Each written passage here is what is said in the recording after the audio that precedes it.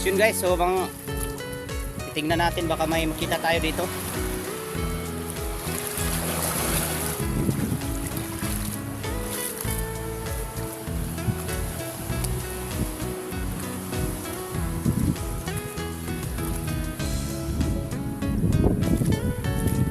Si Idol Joe.